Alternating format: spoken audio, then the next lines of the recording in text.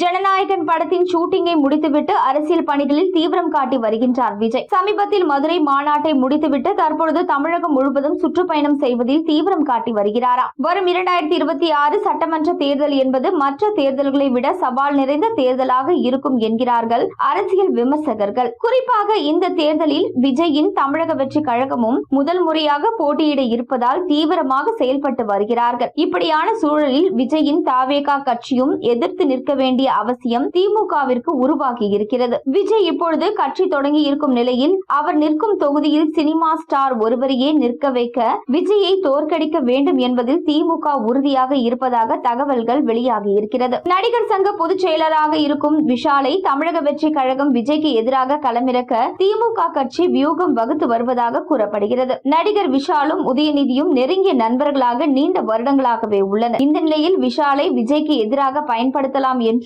உதயநிதிக்கு நெருக்கமான நபர் ஒருவர் கூறிய நிலையில் அதற்கான ஏற்பாடுகள் தற்பொழுது அனல் பறக்க நடைபெற்றிருப்பதாக தெரிகிறது. ஏற்கனவே அரசியல் ஆசிரியில் விஷால் செயல்பட்டு வரும் நிலையில் அவர் திமுகவில் இணைந்தால் எந்தவித கஷ்டமும் இன்றி செயல்படலாம் என்பதும் விஜயை எதிர்த்து போட்டியிடுபவர் என்ற பெயரும் கிடைக்கும் என்பதாலும் விஷாலுக்கு இந்த வாய்ப்பை பயன்படுத்திக் கொள்ள அதிக வாய்ப்பு இருப்பதாக கணிக்கிறார்கள் அரசியல் வல்லுநர்கள். இந்த வருட இறுதியில் அரசியல் களம் வேற லெவலில் இருக்கும் என்பதில் எந்த சந்தேகமும் இல்லை.